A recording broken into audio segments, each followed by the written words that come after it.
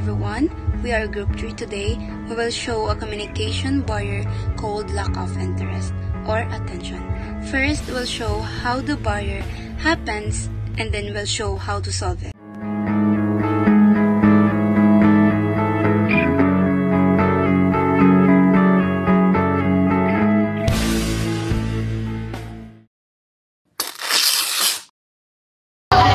Guys, you won't believe what happened earlier.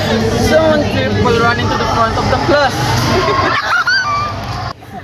Oh really? That's so funny. I wish I saw that. Hey, are you even listening? Well, yeah, I'm sharing a story here. Huh? What? Oh, sorry, I wasn't listening. Guys, when someone is talking, we should listen. Let's show respect and interest, okay? You're right. Sorry guys, I'll put my phone away. I'll listen attentively now. Thank you. It feels a lot better when everyone is paying attention. Yeah, it makes the story more fun. And no one feels left out. To avoid communication and breakdown, we should pay attention and listen when someone is speaking.